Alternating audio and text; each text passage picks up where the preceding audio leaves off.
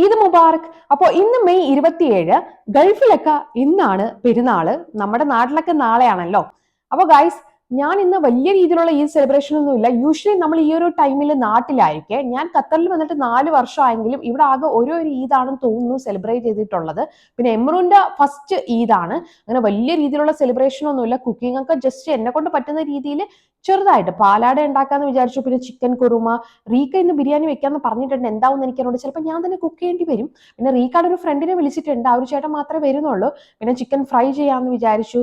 അപ്പോൾ ഡ്രസ്സ് ആണെങ്കിൽ ഞാൻ വിചാരിച്ച ഡ്രസ്സ് എനിക്ക് എടുക്കാനും പറ്റിയിട്ടില്ല. ഇന്നലെ തലേന്ന് വരെ നെട്ടോട്ടം ഓടിയെങ്കിലും ആ ഡ്രസ്സ് ഞാൻ കണ്ടില്ല, എനിക്ക് കിട്ടിയില്ല. ഇപ്പോൾ സമയം 4:55 ആയിട്ടുണ്ട്. ഇവിടെ 5 മണിക്കാണ് നമസ്കാരം. അപ്പൊ റീക്ക പള്ളി പോയിട്ടുണ്ട്. എമ്രു ആണെങ്കിൽ നല്ല ഉറക്കത്തിലാണ്. ഞാൻ എഴുന്നേറ്റിട്ടുണ്ട്. അപ്പൊ ഞാൻ വിചാരിച്ചു ഇന്നൊരു ചെറിയൊരു Eid day in my life video ആയിട്ട് ചെയ്യാന്ന്. പിന്നെ എനിക്ക് ഇവിടുത്തെ ഈദ് വൈബൊന്നും ഇതുവരെ സെറ്റ് ആയിട്ടില്ല. കാരണം എനിക്ക് കൂടുതൽ ഇഷ്ടം നാട്ടിലെ ഈദ് സെലിബ്രേറ്റ് ചെയ്യാനാണ്. അവിടെ ആണെങ്കിൽ നമ്മൾ തലേന്നൊക്കെ റോഡിൽ ഇറങ്ങിയാൽ ഭയങ്കര തിരക്കാണല്ലോ. എല്ലാവരും ചിക്കൻ മേടിക്കാനും വലത്തേ സൈഡും ഇടത്തേ സൈഡും റോഡിൽ നോക്കിയ എല്ലായിടവും മട്ടൻ കടയും ചിക്കൻ കടയും ഇതൊക്കെയാണല്ലോ. ഫുൾ പാട്ടായിരിക്കും, പിന്നെ ലൈറ്റ്സ്, നല്ല രസമാണല്ലോ. പിന്നെ പ്രോഗ്രാമും കാര്യങ്ങളൊക്കെ കാണുമല്ലോ. അപ്പോൾ എനിക്ക് ആ ഒരു വൈബാണ് ഇഷ്ടം. ഇവിടെ ഇതുവരെ സെറ്റ് ആയിട്ടില്ല, എന്നാലും നോക്കാം ഇന്ന് എങ്ങനെയാണ് ഈദ് സെലിബ്രേറ്റ് ചെയ്യുന്നതെന്നൊക്കെ ഈ ഒരു വീഡിയോയിലൂടെ നിങ്ങൾക്ക് കാണാം. അപ്പൊ നമുക്ക് വീഡിയോയിലോട്ട് പോവാം. രാവിലെ പല്ല് പോലും തേക്കാണ്ട് ഉറക്കത്തിൽ നിന്ന് എഴുന്നേറ്റിട്ടുള്ള ഇൻട്രോ ആണ് നിങ്ങൾ കണ്ടത്. അതുകൊണ്ടാണ് വോയിസ് ഒക്കെ അങ്ങനെ ഇരിക്കുന്നത്. അപ്പം അതൊക്കെ കഴിഞ്ഞ് നമസ്കരിച്ചിട്ട് വീണ്ടും കിടന്ന് ഉറങ്ങിയിട്ടുണ്ട്. ഒരു 8, 8:30, 9 മണിയായപ്പോൾ എഴുന്നേറ്റ് രാവിലെ തന്നെ എമ്മുറിനെ കുളിപ്പിച്ച് സുന്ദരനാക്കിയിട്ടുണ്ട്. ഈദല്ലേ, അപ്പോൾ തല തുടയ്ക്കാൻ ഒരിക്കലും സമ്മതിക്കില്ല. എങ്ങനെയൊക്കെയാണ് ഞാൻ തലയൊക്കെ തുടച്ച് ഉടുപ്പൊക്കെ ഇട്ട് കൊടുത്ത് വരുന്നത്. അപ്പോൾ വാപ്പ വന്നിട്ട് തല നനഞ്ഞിരിക്കുന്നതെന്നും പറഞ്ഞ് അവൻ്റെ പുറകെ നെട്ടോട്ടോടെയാണ്. ഞാൻ പറഞ്ഞ തുടച്ചു കൊടുക്കാൻ, എന്നെ കൊണ്ട് തുടയ്ക്കാൻ പറ്റുന്നില്ല. അപ്പോൾ ഇവിടെ ഒരു യുദ്ധം തന്നെ നടക്കുന്നുണ്ട്. അത് കഴിഞ്ഞ് ഞാനിവിടെ കുറച്ച് ജോലിയൊക്കെ ഒതുക്കി വെച്ചിട്ടുണ്ട്. എൻ്റെ പണികൾ ചിക്കൻ ഫ്രൈ ചെയ്തു, അതുപോലെ തന്നെ നല്ല അടിപൊളി ടേസ്റ്റുള്ള കുറുമ ഉണ്ടാക്കിയിട്ടുണ്ട്. ഇതിൻ്റെ റെസിപ്പി ഞാൻ ഓൾറെഡി ഒരു വീഡിയോയിൽ ഷെയർ ചെയ്തിട്ടുണ്ട്. അത് ഞാൻ എൻഡ് സ്ക്രീനിൽ കൊടുക്കാവേ. എന്നിട്ട് ഇത് നിങ്ങൾക്ക് കാണിച്ചു തരാൻ വേണ്ടി വന്ന ഗ്യാപ്പിൽ കാണിച്ചിട്ട് വന്നിട്ടും ഇവിടെ യുദ്ധം തീർന്നിട്ടില്ല. ഇപ്പോഴും തല തുടച്ചുകൊണ്ടിരിക്കുകയാണ്. പിടിച്ചു വെച്ച് എങ്ങനെയൊക്കെയോ തല തുടച്ചു കൊടുത്തിട്ടുണ്ട് റീക്ക. അത് കഴിഞ്ഞ് ഞാൻ ഇനി പാലാട ഉണ്ടാക്കാൻ വേണ്ടി പോവുകയാണ്. അപ്പം ഞാൻ ഓൾറെഡി തലേ ദിവസം എല്ലാ ജോലികളും ചെയ്ത് വെച്ച് പകുതിയും ചെയ്ത് വെച്ചോണ്ട് എനിക്ക് ഭയങ്കര ഈസിയായിരുന്നു. തേങ്ങാപ്പാലൊക്കെ നേരത്തെ തന്നെ അടിച്ച് വെച്ചിട്ടുണ്ടായിരുന്നു. അപ്പോൾ ഇതിനാവശ്യമായിട്ട് വേണ്ടത് ജീരകശാല അരി, തേങ്ങാപ്പാൽ, പിന്നെ മുട്ടയാണ്. അപ്പം ഞാനിവിടെ 1.5 കപ്പ് ജീരകശാല അരിയാണ് എടുത്തിട്ടുള്ളത്. ഇത് 1 മണിക്കൂർ വെള്ളത്തിൽ കുതിർത്ത് വെച്ച്, പിന്നെ 2 മുട്ട എടുത്തിട്ടുണ്ട്, പിന്നെ തേങ്ങാപ്പാലും എടുത്തിട്ടുണ്ട്. അത് അടിച്ച് ഓൾറെഡി ഞാൻ ഫ്രിഡ്ജിൽ വെച്ചിരുന്നതാണ്. അപ്പം കുറച്ച് ആദ്യം പകുതി ജീരകശാല എടുത്ത് മിക്സിയിൽ ഇട്ടിട്ടുണ്ട്. പിന്നെ 1 മുട്ടയും പിന്നെ കുറച്ച് തേങ്ങാപ്പാലും കൂടെ ഇട്ട് മിക്സിയിലിട്ട് അടിച്ചെടുത്തിട്ടുണ്ട്. ഉപ്പും കൂടെ ഇട്ടിട്ടുണ്ട്. ഉപ്പ് പിന്നീട് ആയാലും ഇടാൻ കുഴപ്പമൊന്നുമില്ല.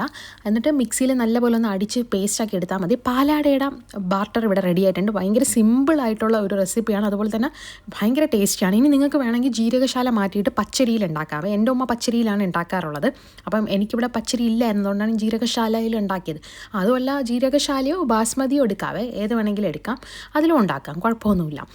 ഏതിലുണ്ടാക്കിയാലും ടേസ്റ്റ് തന്നെയാണ്. അടിപൊളി ഈ സാധനമാണ്. ഭയങ്കര ഈസിയാണ്, ക്വിക്കായിട്ട് നമുക്ക് ഉണ്ടാക്കാനും പറ്റും. എന്നിട്ട് ബാർട്ടർ ഇവിടെ റെഡി ആക്കിയതിന് ശേഷം ഞാൻ ഇനി പാലാട ചുട്ട് വെക്കാമെന്ന് വിചാരിച്ചേ. ഭയങ്കര ഈസിയാണ്, വേറെ ഒന്നുമില്ല. ഞാനിവിടെ എൻ്റെ ദോശക്കല്ലിനെ എടുത്തിട്ടുണ്ട്. അല്ലെങ്കിൽ വേറെ പാലാടയ്ക്ക് ചുടാൻ പറ്റുന്ന ഇതുപോലത്തെ ഒരു ചട്ടി നമുക്ക് മേടിച്ചാലും മതിയാവും സെപ്പറേറ്റ്. അപ്പോൾ ഇത് ജസ്റ്റ് ഒന്നിങ്ങനെ ഒഴിച്ചിട്ട് ഇങ്ങനെ ജസ്റ്റ് ഒന്ന് കറക്കിയെടുത്താൽ മാത്രം മതിയാവും. എന്നിട്ട് ട്രയാങ്കിൾ ഷേപ്പിൽ ഞാനിവിടെ മടക്കി വെച്ചിട്ടുണ്ട്. അതാണ് നമ്മുടെ ഭംഗി പാലാടയുടെ. അപ്പോൾ ആദ്യം ഉണ്ടാക്കിയതൊക്കെ ക്രിസ്പി ആയിപ്പോയി, പിന്നെയൊക്കെ ശരിയായിട്ടുണ്ട്. നല്ല അടിപൊളി സോഫ്റ്റ് ആയിട്ടുള്ള പാലാട തയ്യാറായിട്ടുണ്ട്. അപ്പം പാലാട ഉണ്ടാക്കിയിട്ട് ഞാൻ വന്ന് നോക്കിയപ്പോൾ എമ്രും ഇവിടെ ഒരു മാങ്ങയെ കൊന്നുകൊണ്ടിരിക്കുകയാണ്, കണ്ടില്ലേ. അപ്പോൾ അതൊക്കെ കഴിഞ്ഞ് റീക്ക നേരെ അടുക്കളയിൽ കയറിയിട്ടുണ്ട്. റീക്കയാണ് ഇന്ന് ബിരിയാണി വെക്കുന്നത്. അപ്പോൾ ഇന്ന് തമിഴ്നാട് ബിരിയാണിയാണ്. ഇതിൻ്റെ റെസിപ്പി ഞാൻ ഓൾറെഡി ഷെയർ ചെയ്തിട്ടുണ്ട്, എൻ സ്ക്രീനിൽ കൊടുക്കാവേ. അങ്ങനെ കുക്കിംഗ് എല്ലാം കഴിഞ്ഞിട്ടുണ്ട്. ഇന്ന് ബിരിയാണി റീക്കയാണ് വെച്ചത്. അപ്പോൾ ഞാനത് കാണിച്ചു തരാം. അപ്പോൾ ഇവിടെ ഞാൻ കുറച്ച് പാഴ്സൽ എടുത്ത് വെച്ചിട്ടുണ്ട്. കുറച്ചല്ല, ഒരാൾക്ക് ഇവിടുത്തെ സെക്യൂരിറ്റിക്ക് കൊടുക്കാൻ വേണ്ടിയിട്ട്. അപ്പോൾ പാഴ്സലൊക്കെ റെഡിയാക്കി വെച്ചിട്ടുണ്ട്. ബിരിയാണി അവിടെ ദമ്മിലിരിക്കുകയാണ്, ഓഫ് ചെയ്ത് വെച്ചിട്ടുണ്ട്. അപ്പോൾ റെഡി ആയിട്ടുണ്ട്. ഇനിയിപ്പോൾ ബിരിയാണിയും കൂടെ എടുത്ത് വെക്കണം. പാലാടയും കുറുമയും അതുപോലെ തന്നെ തൈരും, റൈത്ത ഇല്ലേ, അതും എടുത്ത് വെച്ചിട്ടുണ്ട് കൊടുക്കാൻ വേണ്ടിയിട്ട്. പിന്നെ റീക്കാടെ ഫ്രണ്ട് ഇതുവരെ വന്നില്ല, വന്നിട്ട് നമ്മൾ കഴിക്കുള്ളൂ. അപ്പോൾ ബിരിയാണി എന്തായാലും ഞാൻ കാണിച്ചു തരാം. അത് ഓപ്പൺ ചെയ്യുമ്പോൾ കാണിച്ചു തരാവേ. ഇത് ഞാൻ ഒരാൾക്ക് കൊടുക്കണമെന്ന് പറഞ്ഞില്ലേ, അയാൾക്കുള്ള പാഴ്സലൊക്കെയാണ് റെഡിയാക്കി വെച്ചേക്കുന്നത്. ഇനി നമുക്ക് ബിരിയാണിയുടെ ദം ഒന്ന് പൊട്ടിച്ച് നോക്കാം. ബിരിയാണി എങ്ങനെയുണ്ട്, കാണാൻ നല്ല ഭംഗിയുണ്ടോ? കാണാനുള്ള ഭംഗിയിലല്ലോ കാര്യം, കഴിച്ച് നോക്കണമല്ലോ. നല്ല ടേസ്റ്റ് ആയിട്ടുള്ള ബിരിയാണി ആയിരുന്നേ. അപ്പം നമ്മൾ ഇത് കഴിഞ്ഞിട്ടാണല്ലോ ഞാൻ ഈ വീഡിയോ വ്ളോഗ് അപ്ലോഡ് ചെയ്യുന്നത്, അതുകൊണ്ട് തന്നെ ഞാൻ ടേസ്റ്റ് ചെയ്തല്ലോ, അതുകൊണ്ട് പറയണേ. ഒരു രക്ഷയില്ലാത്ത ടേസ്റ്റ് ആയിരുന്നു. അങ്ങനെ ബിരിയാണിയൊക്കെ വീണ്ടും പാഴ്സലാക്കി വെക്കുന്നുണ്ട്. ബിരിയാണിയും കൂടെ കൊടുക്കണം.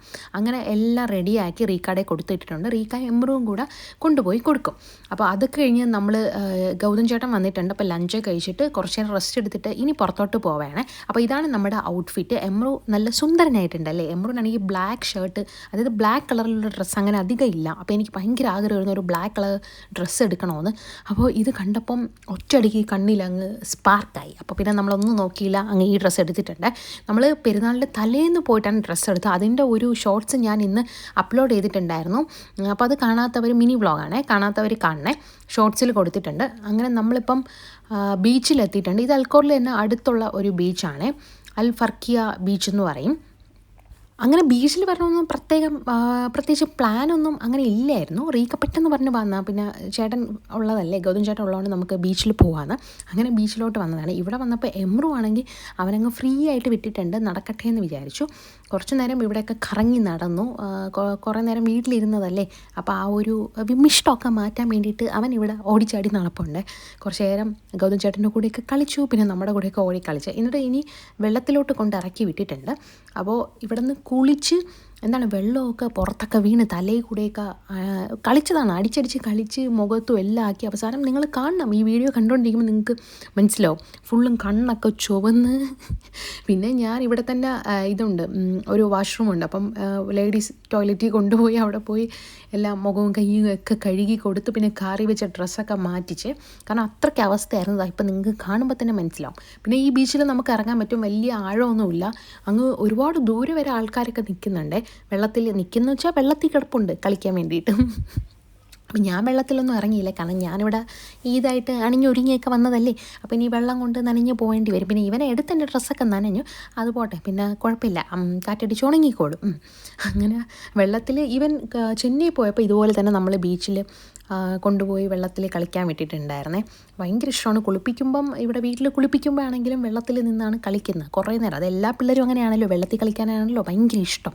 കുളിപ്പിക്കാൻ പിന്നെ കുളിപ്പിച്ചിട്ട് എടുത്താൽ പിന്നെ എന്നെ പിച്ചിയും മാന്തി എൻ്റെ മുടിയൊക്കെ പിടിച്ച് വലിക്കും, കാരണം ഇനിയും വെള്ളത്തിൽ കളിക്കണമെന്നും പറഞ്ഞ് ബഹളമായിരിക്കും.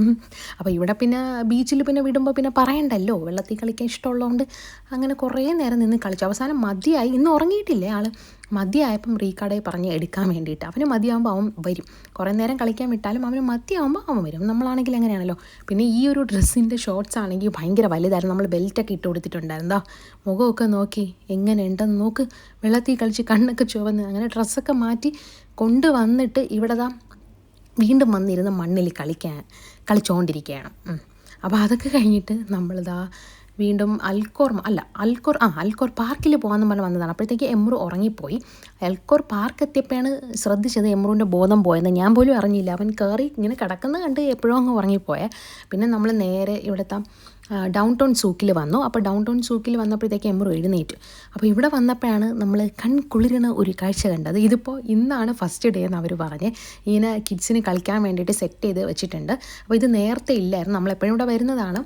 അവർ പറഞ്ഞ് ഇന്നാണ് ഫസ്റ്റ് ഡേ എന്ന്. അപ്പോൾ എമ്രു വന്നപ്പം ഇവിടെ 15 റിയാലാണ്, അരമണിക്കൂറിന് 15 റിയാലാണ്. ഇവരുടെ അൽ ഹിലാലിലും ഉണ്ട്.